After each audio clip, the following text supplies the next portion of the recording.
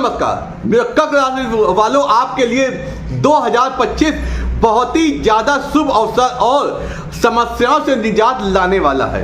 वो इसलिए क्योंकि वर्षों से आपके ऊपर जो शनि की ढैया और पनौती चल रही थी वो 2025 में खत्म हो जाएगी, क्योंकि आप इसी वर्ष का इंतजार कर रहे थे।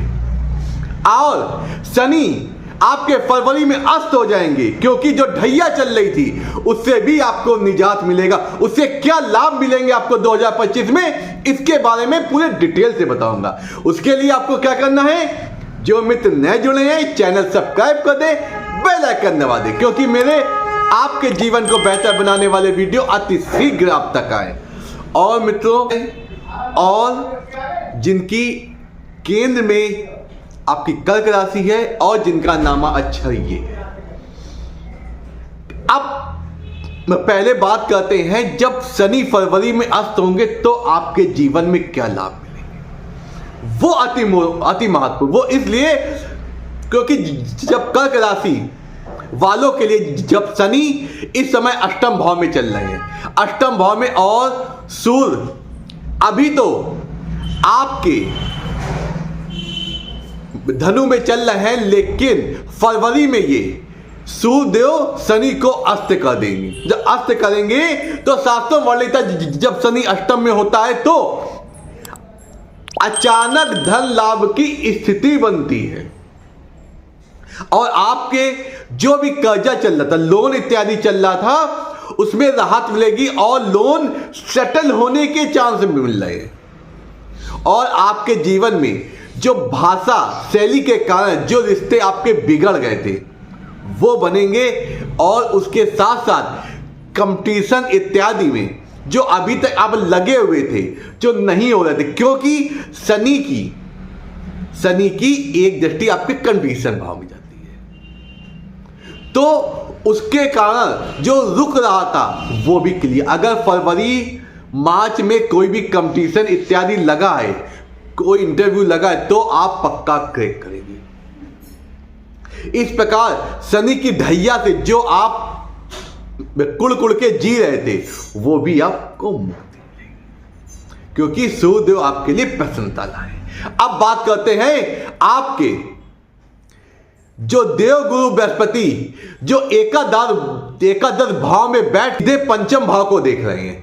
जो आप अगर उच्च शिक्षा की ओर देख रहे थे उसके भी योग बन रहे हैं। आप उच्च शिक्षा की ओर जाएं, आपको अवश्य सफलता मिलेगी, क्योंकि वहां से देवगुरु बृहस्पति आपके अपनी पांचवी दृष्टि से आपके तृतीय भाव को देख रहे हैं, और सातवीं दृष्टि से आपके पंचम भाव को देख रहे हैं, और नवीं दृष्टि से आपके सप्तम भाव को देख रहे हैं। जो इससे क्या फायदा होगा, जो लोग जिनके वैवाहिक संबंधों में, रिलेशनशिप में अभी तक खटास चल रही थी या अलगाववादी स्थिति थी, लेकिन वो अब सुधरने लगेगी और रिलेशनशिप और अच्छी बनेगी।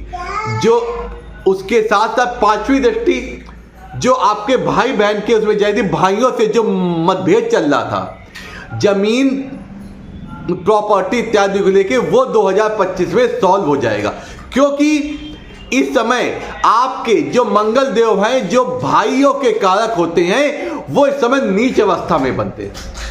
नीच अवस्था में बैठने के कारण आपसे उनसे दूरियां और मन मुटाव की स्थिति बहुत हो गई थी। विद्यार्थीगण उनकी इस समय 2025 में स्थिति बहुत, उनका पढ़ाई में मन बहुत लगेगा, क्योंकि देव जो आपके बुध देव हैं वो आपके पंचम भाव में बैठे हैं, और आपके वहां से 12वें भाव के स्वामी होकर पंचम भाव में बैठे हैं। इससे क्या होगा, जो विद्यार्थी विदेश में शिक्षा या विदेश में जॉब के लिए देख रहे थे उन्हें इसमें सफलता मिलने लगेगी। जो मित्र शेयर मार्केट, लॉटरी, सट्टा में इंटरेस्ट रखते हैं उनको भी बहुत अच्छे योग में बन रहे हैं। उनको ऐसे शेयर या उसमें इन्वेस्ट कर सकते हैं जिनको उनको लाभ मिले, क्योंकि इस समय राहु देव आपके नवम भाव में चल रहे हैं। आपके क्या आपके साथ एक ऐसी स्थिति आती होगी कि चीजें बनते बनते बैक रिवर्स हो जाती है, और जब भी कोई अच्छा काम होने जाता है तो आपके मन में निगेटिव ख्याल ज्यादा आ जाते हैं, बहुत ज्यादा सोच जाते हैं। आपको ऐसा नहीं करना है, आपको अपने डिसीजन आपको क्लियर रखने हैं, थॉट्स अपने क्लियर रखनी है। जिस चीज के लिए जा रहे हैं उसके बारे में एक बार सोचो, बार बार नहीं सोचने की जरूरत है, एक बार सोचो उस पर डिसीजन लो।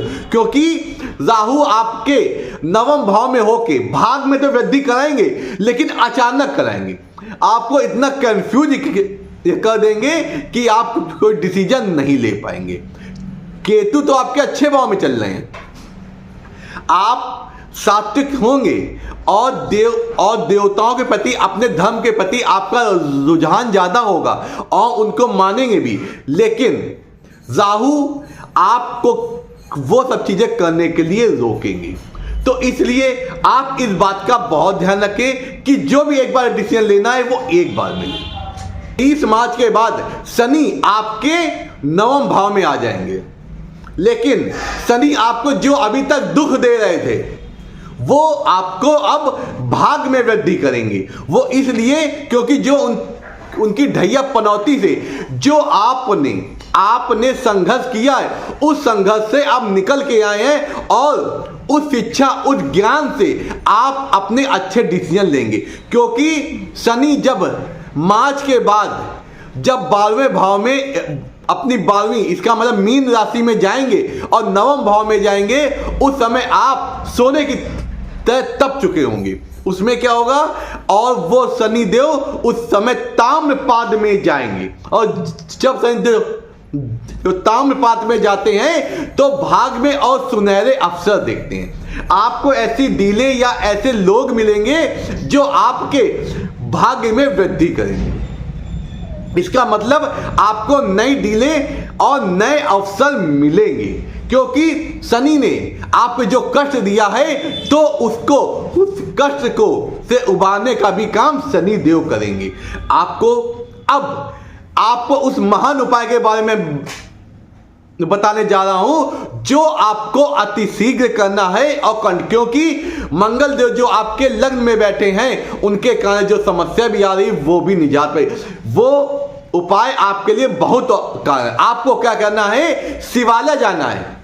आपको शिवालय जाना है, शिवालय में आपको जलाभिषेक करना है। उसके बाद लाल मसूर की दाल आपको शिव जी पे अर्पण करनी। क्यों? कर्क राशि है, आपके देव कौन है? चंद्रदेव। चंद्रदेव किससे प्रसन्न होते हैं? शिव पूजन से। और जल के कारक कौन होते हैं? चंद्रमा।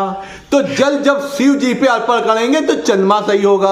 और मंगल जो आपके लग्न में बैठे हैं, आपके सुख भाव को में दृष्टि डाल रहे हैं, तो सुख भाव में वृद्धि करेंगे जब आप लाल मसूर की दाल अर्पण करेंगे।